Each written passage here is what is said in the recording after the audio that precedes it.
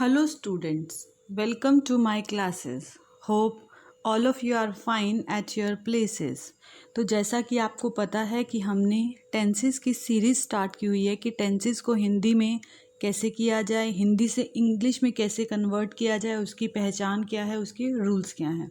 तो उसी सीरीज़ को आगे बढ़ाते हुए आज हम करने जा रहे हैं tenses part 3 present perfect tense. ठीक है, जो काम प्रेजेंट में हो गया है, जो काम अभी अभी हुआ है, कर लिया है, लिया था नहीं, वो पास्ट हो जाएगा, लिया है, कर चुके हो।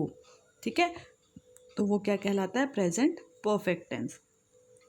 तो चलिए अब जानते हैं इसके रूल्स और इसकी पहचान। जिन वाक्यों के अंत में चुका हूँ, चुकी है, चुके हैं आता है या लिया है आता है, ठीक है, कर लिया है, वो क्या कहलाते हैं? Present perfect tense. जैसे मैं काम कर चुका हूँ, मैंने खाना खा लिया है या मैं खाना खा चुकी हूँ, मम्मी कपड़े धो चुकी है या मम्मी ने कपड़े धो लिए हैं।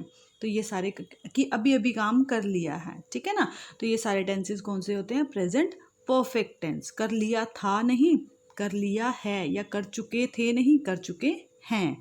तो जहाँ पर है आ जाएगा, इसका मतलब प्रेजेंट टेंस होगा। तो अब प्रेजेंट परफेक्ट टेंस की पहचान: चुका है, चुकी हूँ, चुके हैं या लिया है। ठीक है, तो इसके रूल्स क्या होते हैं? सब्जेक्ट प्लस हैज़ है प्लस वर्ब की third form plus object. Subject plus helping verb, has have क्या है? हमारी हेल्पिंग वर्ब, और वर्ब की थर्ड फॉर्म और ऑब्जेक्ट। ठीक है, तो हैज़ किसके साथ आता है? सिंगुलर के साथ, और हैव किसके साथ आता है?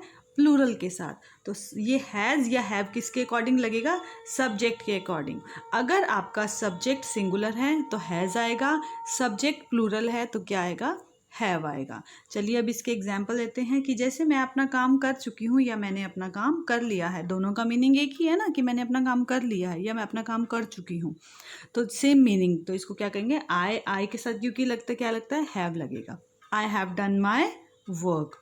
कविता ने खाना खा लिया है या कविता खाना खा चुकी है? कविता हैज़ ईटन द फूड, क्योंकि कविता क्या है? सिंगुलर है, एक लड़की है, तो सिंगुलर के भी क्या आएगा? हैज़ आएगा। कविता हैज़ ईट की थर्ड फॉर्म क्या होगी? ईटन। ठीक है, ईटन द फूड, कविता ने खाना खा लिया है। तो इन सेंटेंसेस को क्या बोला जाता है? पॉजिटिव सेंटेंसेस या एफर्मेटिव सेंटेंसेस। अब हम बात करते हैं नेगेटिव सेंटेंसेस की। नेगेटिव, किसी भी सेंटेंस का नेगेटिव होना कैसे पता लगता है? कि जब उसमें क्या वर्ड आ जाए? नहीं। नहीं से पता लग जाएगा कि वो नेगेटिव है। ठीक है, इसके भी रूल्स सेम रहेंगे, सिर्फ और सिर्फ इसके अंदर एक चीज़ ऐड होगी, नहीं या नॉट। ठीक है, नहीं चुका हूँ, नहीं चुकी हूँ, नहीं चुके हैं, मतलब मैं अपना काम नहीं कर चुका हूँ, मैंने ये नहीं किया है, मम्मी ने कपड़े नहीं धोए हैं।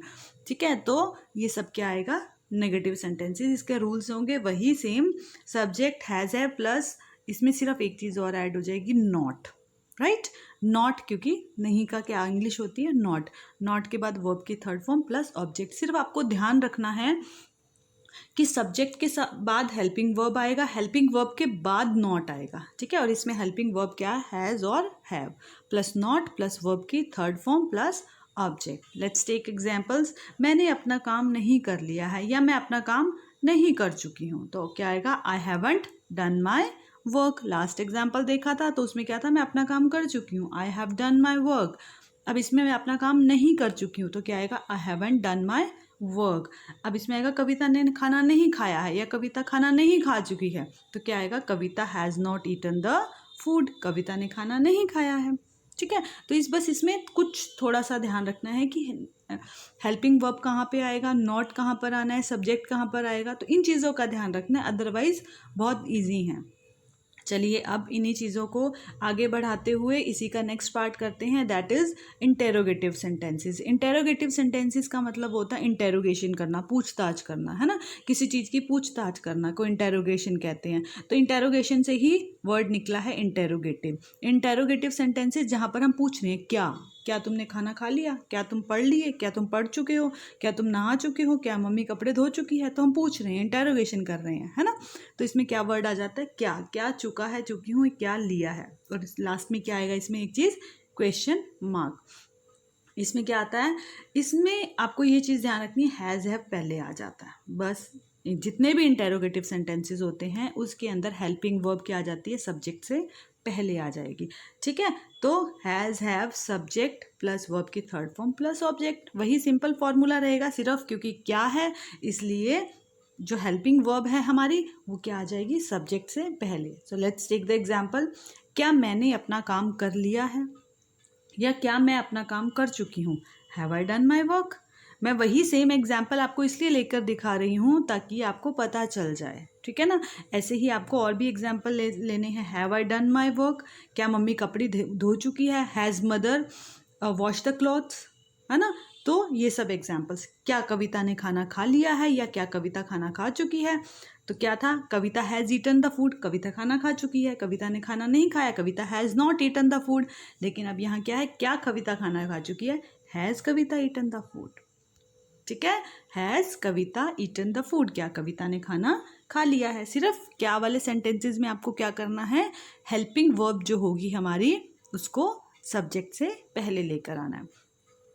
तो hope you understand it and you will do practice. आप प्रैक्टिस करोगे बेटा, practice makes a man perfect. बिना प्रैक्टिस के आप कुछ भी नहीं कर सकते, है ना। ये तो हमें पता है, अगर हम खाना बनाना आता है तो सही पहली बार में सही नहीं बनेगा, उसके लिए भी प्रैक्टिस करनी पड़ेगी। तो हर चीज़ के लिए प्रैक्टिस करनी पड़ेगी, this is not a big thing. अगर फिर भी कोई क्वेरी है बेटा, you can ask in comments. I will try to give answer of your each question, right. And please subscribe the channel and press the bell icon so that you can get the latest videos. Thank you. Bye bye. Take care. Have a nice day. God bless you all.